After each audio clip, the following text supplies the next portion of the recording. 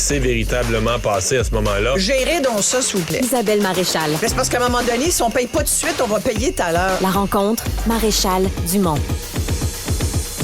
Bonjour Isabelle. Bonjour Mario. Et c'est pas fréquemment que tu vas là, mais t'étais à Ottawa aujourd'hui. Oui, exactement. Donc, je est-ce que t'as rentre vu à l'instant même. Est-ce que tu as vu les traces du passage Oui, du président tout à Zelensky? fait, tout à fait. L'émotion, l'énervement, la police. Écoute, j'aurais aimé l'apercevoir, mais il était déjà rentré à l'intérieur. Ça a été très, très, très rapide. J'ai vu les forces quand même de protection de sécurité. C'était un cortège... C'est là qu'il y en avait pas mal. Il y en avait beaucoup, Écoute, c'est un chef d'État d'un pays en guerre qui a des ennemis importants. Mets-toi pas sur le chemin de Vladimir Poutine, on sait ce qui se passe. Non, il était extrêmement bien gardé, mais ça a été un discours qui a été très, très bien reçu à la Chambre des communes, parce que le but, en fait, il faut savoir que Volodymyr Zelensky est en grande campagne de financement en ce moment. Et de sensibilisation des populations à lâchez-moi pas, là. Exactement, parce que, on le sait, l'ennemi numéro 1 de l'Ukraine en ce moment, c'est la Russie, c'est le Kremlin. Mais l'ennemi numéro 2, le deuxième ennemi, c'est clairement l'espèce d'usure. J'allais dire le temps. Oui, exactement. L'usure qui vient avec le temps, la fatigue. La fatigue de la communauté internationale, des alliés naturels qui, depuis ce moment d'invasion, ça fait longtemps, là, ça fait quasiment 600 jours. Même les médias, qui sont les premiers à porter ce genre de nouvelles et à la mettre à l'agenda. Mais sincèrement, on peut plus en parler tous les jours. On peut plus, parce que chacun a ses propres problèmes. Il y a un mort, 2 morts, des petites avancées de l'Ukraine, des journées rien du tout. Fait il n'y a plus d'intérêt du public à annoncer mettons, depuis hier, l'Ukraine a gagné 1 kilomètre dans telle région. Ce matin, dans les nouvelles... mais là, ce matin, ils ont franchi une ligne importante, selon les experts. Oui, il y avait un missile, apparemment, qui a explosé, qui a touché... le port, la station militaire portuaire des Russes. Voilà, donc, j'avance, je recule. Pendant ce temps-là, il y a quand même des Ukrainiens, puis on en a accueilli 175 000 depuis. Là. Il y a de plus en plus d'Ukrainiens qui viennent se réfugier chez nous. Il y en avait d'ailleurs... beaucoup à Ottawa qui faisaient la queue pour essayer de voir leur président. Il y avait des jeunes joueurs de hockey de cette équipe, là, tu sais, qui est venu mais ici. Ils avaient 6 places, je pense, réservées. Le responsable avec des jeunes, ils avaient 6 places dans les gradins. C'est ça. Puis il y en avait un petit qui avait le chandail de hockey aux couleurs de l'Ukraine avec marqué Zelensky derrière. Tu sais, un fan là, qui disait « J'espère pouvoir le faire signer par mon président ». C'était vraiment... c'est comme un moment historique pour beaucoup de gens aujourd'hui. C'est sûr que je te disais que c'est une grande entreprise de relations publiques, puis il est très bon là-dedans. Ce président qui est sorti de nulle part, je veux dire, il est sorti d'un film, tu comprends? C'est un acteur, ce gars-là. C'est quand même assez fascinant. Aujourd'hui, c'est un modèle de parlementaire qui vient livrer des messages, sauf au Congrès américain qui voulait y aller, puis ils ont dit non, nous, ça nous intéresse pas vraiment. On a d'autres chats à fouetter. Il était aux États-Unis hier, puis si c'était pas de Joe Biden, il y aurait peut-être pas autant d'argent. Tu sais, qui demande beaucoup d'argent aux Américains, mais quand tu regardes le montant, 155 milliards qui a été donné par les Américains pour soutenir l'Ukraine. Au prorata, le per capita, c'est presque le double du Québec. Du Canada. Du Canada. Presque le double. Ouais. On a posé le pays plus gros, mais quand tu refais les proportions, c'est quand même... non, nous, on est une aide importante. On est une aide importante, puis on est un joueur important. Il l'a répété. C'est pour ça qu'il est venu dire, d'ailleurs, sauf merci. Dans l'armement. Mais, c'est ça. Mais ça, on est moins fort. Donc, il y a des petits problèmes. Mais mais là, il y a on a un gros cœur, mais pas un gros gun. Mais il est quand même venu dire merci. Il est quand même venu aussi rappeler. Puis, tu sais, je me mettais à la place de Justin Trudeau, qui a quand même eu une dure semaine. Puis, je me suis dit, comme dit l'émission, ça finit bien la semaine pour Justin, qui a trouvé son BFF avec Volodymyr. Écoute, on vient de les voir. La conférence de presse vient tout juste de finir. Ils sont partis bras dessus, bras dessous. Justin et Volodymyr, pour moi, ils vont aller prendre un verre après ce soir, mais tout à fait. Ils s'entendent vraiment bien. Et c'est vrai, il paraît, moi je lisais des analyses comme quoi ce nouveau président qui était un acteur et qui jouait le rôle de sa vie, enfin on l'a beaucoup dit ça, mais c'est de plus en plus vrai et sincèrement, ça tient la route, il est tout à fait crédible. Il se présente aussi, il y a un personnage très... Toujours habillé en kaki militaire. Voilà, fait que donc, mais tu sais, c'est le gars qui a pas lâché. Tu sais, le capitaine capitaine, il est resté sur le bateau qui avait l'air de couler. Il est resté là, puis ça, il a le respect de tout son puis il est peuple. resté pendant que les Russes, Ouais. tu sais, les journées où les Russes s'approchaient de Kiev, lui, il est resté dans la capitale. Il y en a d'autres qui seraient partis, là. Il aurait pris oui. le souterrain, puis bye-bye, là. Lui, il est resté, puis s'est dit non, je vais faire la lutte Mais sans populaire. ça, son peuple ne serait pas battu. Là. Non. Sans lui qui reste, Non. le président qui fuit, à mon avis, tu changes l'histoire du monde. Là. Complètement. absolument. Mais finalement, on n'en parlerait pas aujourd'hui. On s'en parlerait pas. Mais ce gars-là est un leader. C'est ça, le rôle de leader. C'est de dire, c'est quasiment perdu, mais venez avec moi, puis on va là, puis on va lutter. Et ce qu'il a rappelé aujourd'hui, entre autres à la Chambre des communes, où là, écoute, tout le monde, ça applaudissait, c'était et tout le monde était en liesse. Puis même Pierre Poilievre a fait la file pour serrer la main. Blanchet était là. L'opposition était là aussi. Là. Tout le monde, c'est quasiment si le... Ouais, mais au Canada, il y a une vraie unanimité. Là. Oui, carrément. Puis en partant, tous les partis ont besoin du vote des Ukrainiens dans l'Ouest canadien, une communauté Clairement. importante. Ouais. Donc, Et on a compris, depuis, on a quand même été... Nous, ici, on savait pas quel rôle l'Ukraine, politique, mais même socio-économique, l'Ukraine jouait dans l'échiquier géopolitique. Et ça, c'est intéressant de le rappeler aux gens. T'sais, les gens ont compris, ah, mon Dieu, comment ça fait qu'il y a moins de moutarde? Et, bon, ben c'est pas juste les sécheresses, c'est pas juste les changements climatiques, c'est que l'Ukraine est un grand fournisseur de moutarde. Le blé... D'huile de tournesol, de céréales. Voilà, on a découvert que c'était une plaque tournante, puis c'est aussi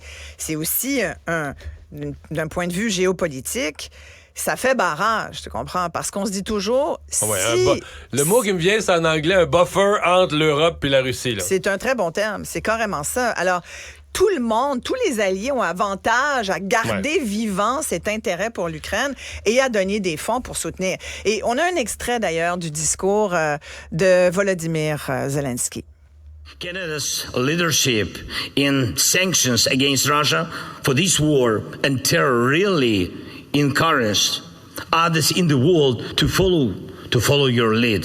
Et donc, il rappelle le leadership du Canada, puis ça, c'est bon pour Justin, tu sais, tchic-tchic, des points, là, ding-ding, parce que là, il y a bien besoin qu'on rappelle ce que Justin Trudeau fait de bien de temps en temps, et c'est vrai que Justin Trudeau a contribué à avertir la communauté internationale. Il a même dit quelques mots en français. Je te remercie, Canada. C'est apprécié. On a bien apprécié ça. J'ai eu le temps de te parler quand même de la grande manif il nous du reste Front 3 commun. minutes et tu veux me parler. Donc, c'est demain, grande manifestation du Front commun de la fonction publique. Et tu sais que c'est un dossier que je suis beaucoup parce que je suis en lien avec beaucoup de travailleurs de la fonction publique, beaucoup d'infirmières, beaucoup de profs qui m'écrivent, surtout dans la foulée de mon documentaire sur les moyens de la classe moyenne. Ça a comme allumé beaucoup de petites lumières chez certaines personnes qui se disent « Ah, peut-être qu'il faut continuer d'en parler » et tout ça. Et donc, je suis en lien avec beaucoup de ces travailleurs syndiqués, je dois dire travailleuses syndiquées, et je voulais juste en parler pour rappeler que demain, ça va être à 13h. Ça part, d'ailleurs, le cortège va partir du parc Jeanne-Mance à 13h, puis ça va se déplacer jusqu'au quartier des spectacles au centre-ville. Évidemment, le Front commun veut rameuter le plus de monde possible de la population. Là, c'est vraiment une manifestation où on invite tout le monde à faire front commun avec les travailleurs et travailleuses du secteur public. C'est pas une négo facile. C'est sûr que historiquement, on donne toujours moins aux travailleurs du secteur public. Tout le temps.